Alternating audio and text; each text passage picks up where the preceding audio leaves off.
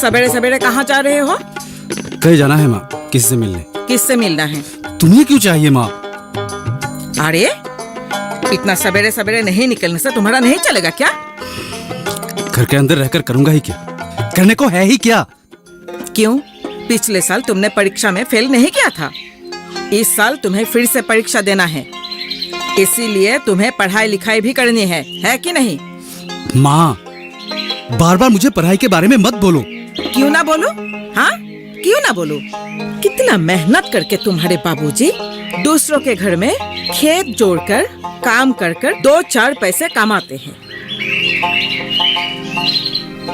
बेटा, हमारे इस दुख भरे संसार में एक तू ही रोशनी डाल सकते हो। इस बात को अगर तुम नहीं समझोगे तो कौन समझेगा? हाँ, बचपन से ही ये बातें सुन सुनकर मैं तंग आ चुका हूँ माँ। तेरे तंग आने से क्या? हाँ, जो सच है वो तो बोलना ही पड़ेगा। मैं इसीलिए कह रही हूँ कि बाहर ना जाकर घर में बैठकर पढ़ाई करो। अरे तू मैट्रिक पास कर लिया है ना, तो इस परीक्षा में भी तू पास करेगा। मेरी और पढ़ाई करने की इच्छा नहीं है माँ। क्या? हाँ, और फिर से मैंने परीक्षा देने के बारे में सोचा भी नहीं है, इसलिए बार बार पढ़ाई के बारे में कहकर मुझे तंग मत क्या करो।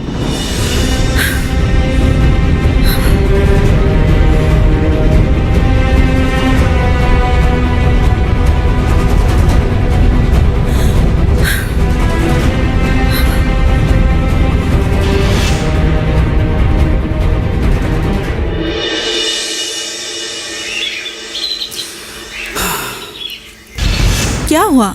इतना गुमसुम क्यों हो? गुमसुम ना रहो तो क्या करूं चेतना? अब मेरे लिए घर में रहना मुश्किल हो गया है। क्यों? चाची जी ने कुछ कहा क्या? कहा? हर वक्त मुझे पढ़ाई के बारे में बोलती रहती है और ये सब मुझे बिल्कुल अच्छा नहीं लगता।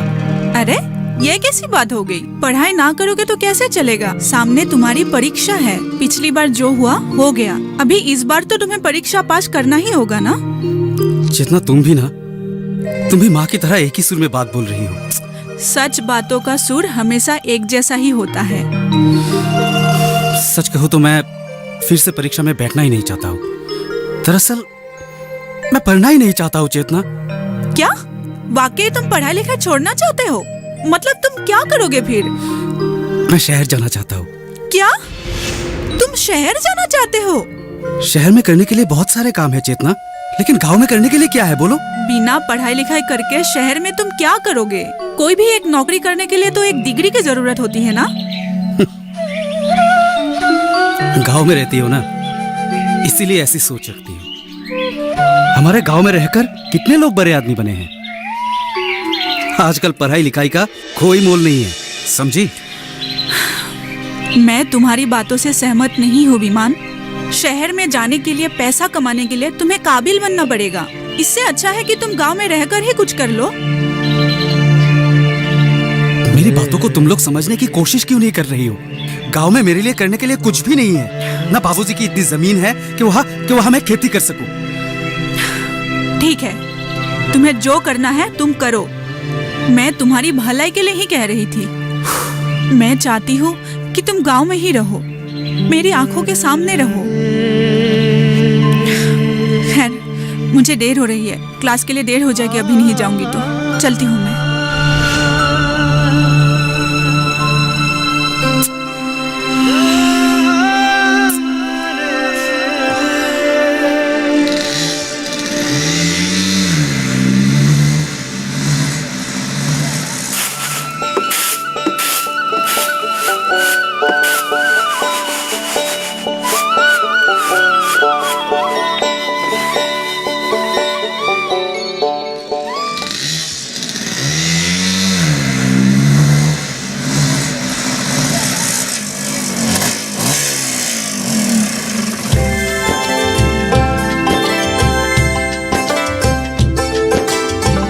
अरे दीदी,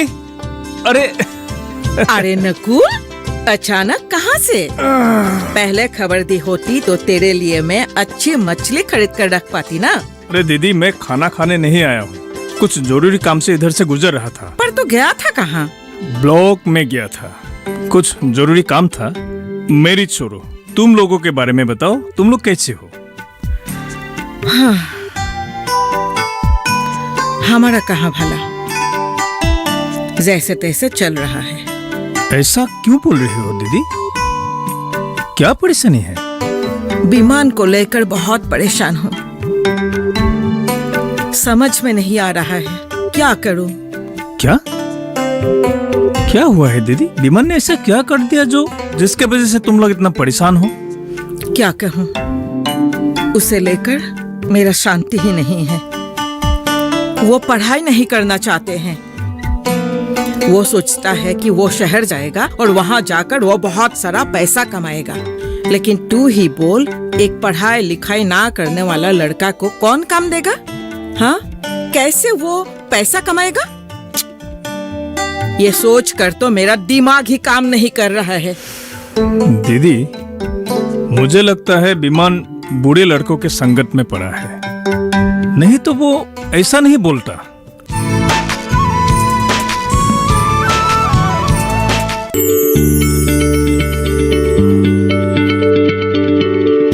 क्या आप किसी बीमारी से परेशान हैं? चाहते हैं डॉक्टर की सलाह?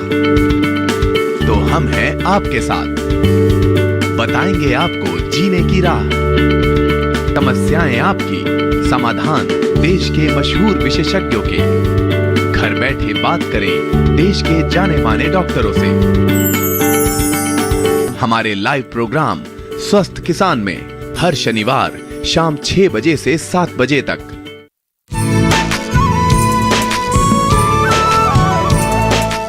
अरे नकुल, अरे जीजा जी, हाथ में दाव लेके कहाँ से आ? वो महाजन के वहाँ काम कर रहा था।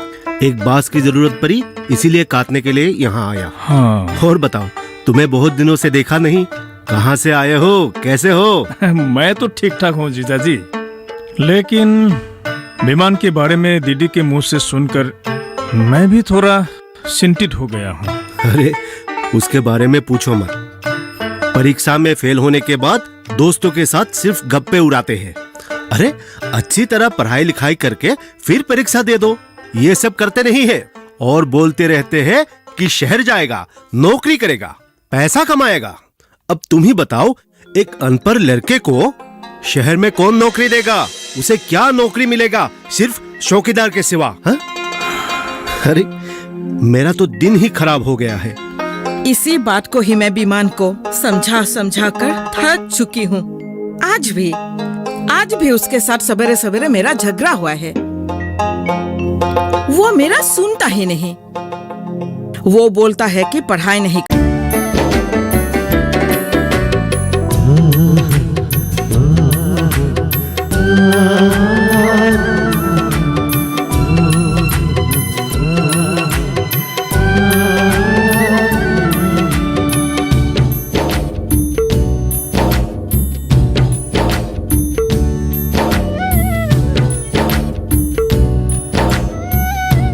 चाची जी, कौन? वो चेतना। आओ बेटी, आओ।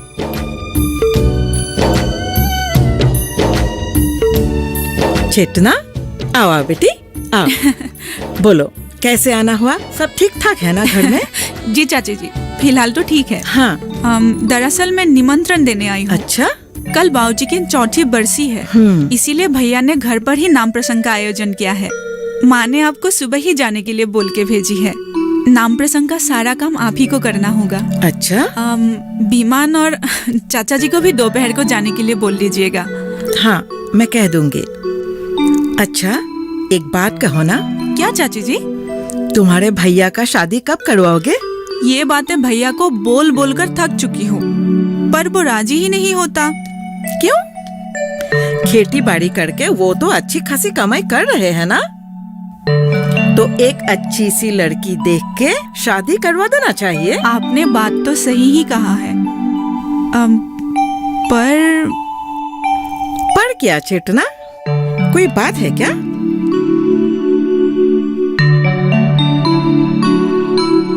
क्या बात है? बता क्यों नहीं रहे हो? अरे शर्मा क्यों रहे हो? भैया ने कहा है कि जब तक मेरी शादी ना हो जाए तब तक वो भी शादी नहीं करेगा। वो अच्छा, तो ये बात है। तो तुम्हारे लिए एक अच्छा लड़का ढूंढना पड़ेगा। मैं चलती हूँ चाची जी। अरे कहाँ चलते हो? चाय तो पी के जाना, अंदर चलते हैं। नहीं चाची जी, फिर कभी। आज बहुत सारे लोगों को निमंत्रण देना है।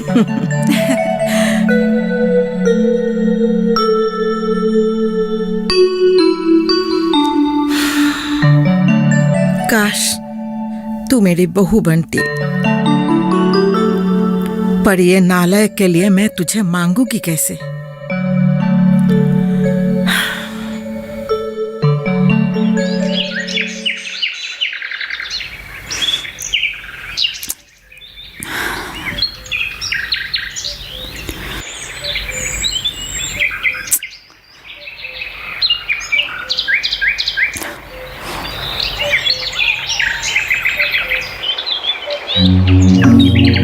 क्या बात है चेतना, इस वक्त मुझे यहाँ बुलाया क्यों?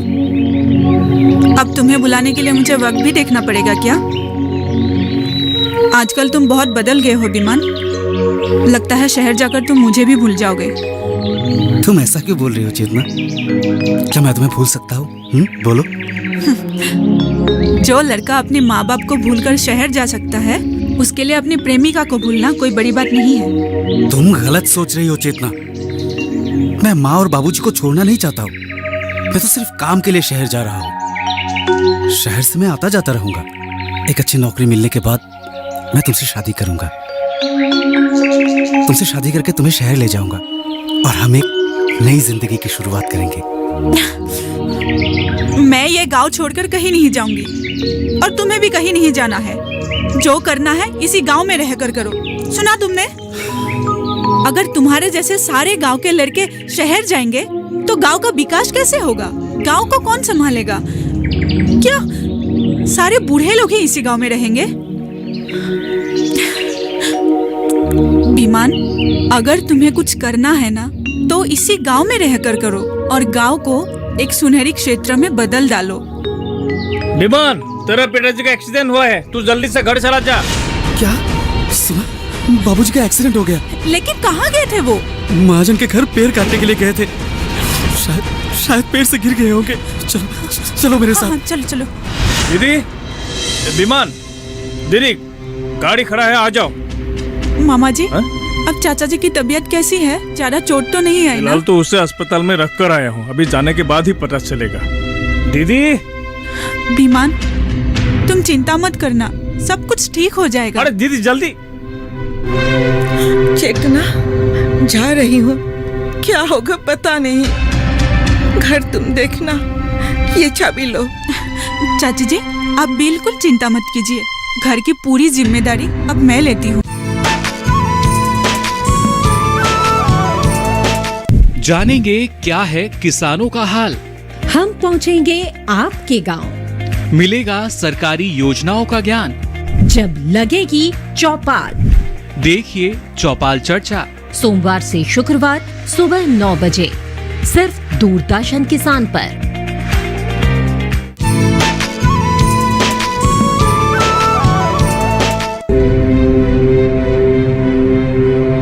चेतना बेटी, क्या होगा पता नहीं, भगवान ही जाने। अरे चलो दीदी, चलो। आती हूँ, चलो। घर देखना। हाँ जी।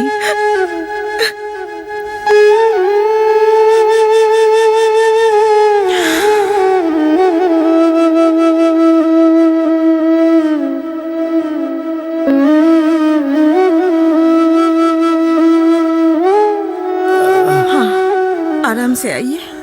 हाँ, आइए। हाँ। बैठिए, आराम से बैठिए, आराम से, धीरे से बैठिए। हाँ, ठीक है ना? लगा तो नहीं? हाँ, ठीक है। शांति, हाँ, मैं कब तक ठीक हो जाऊंगा शांति? मुझे कैसे पता? डॉक्टर का कहना है कि आपकी कमर की कमजोरी कब तक मिटेगी?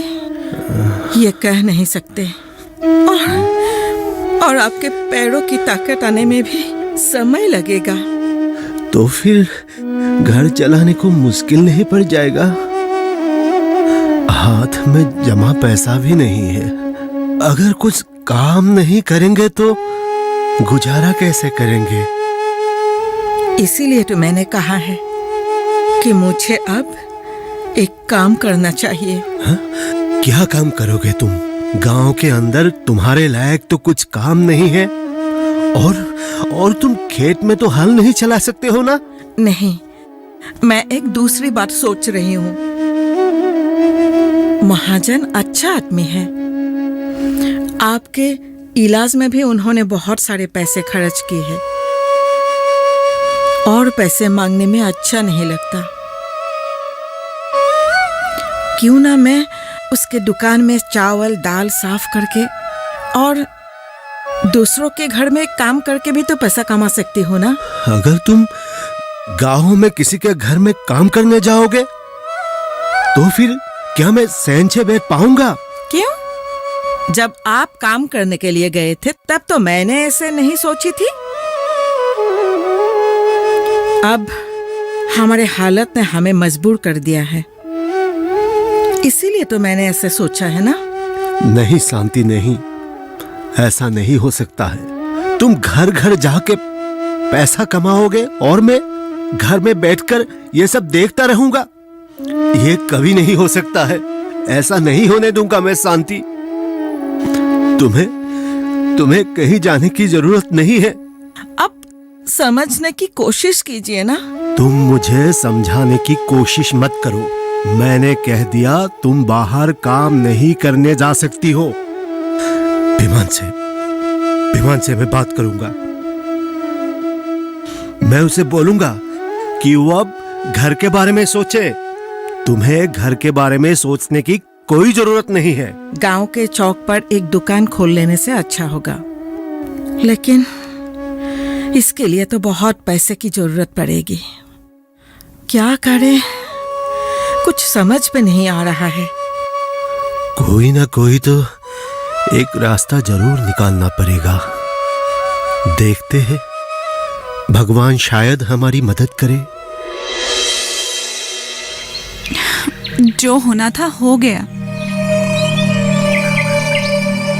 अब होने को कौन टाल सकता है? ऐसे दुखी रहने से थोड़ी कुछ फायदा होगा। अपने आप को खुद ही संभालना होगा। कैसे संभालो चेतना? क्या तुम खुद को संभाल पाती? डॉक्टर के कहने के अनुसार बाबूजी अब पहले जैसे काम नहीं कर सकते हैं।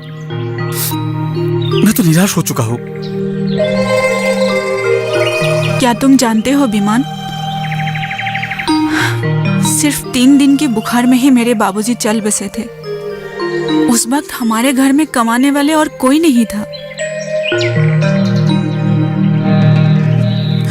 मैं और भैया भी उस वक्त छोटे थे, तो हम लोग काम भी नहीं कर सकते थे। मेरी माँ ने दूसरों के घर पे काम करके रोजी रोटी कमा रही थी।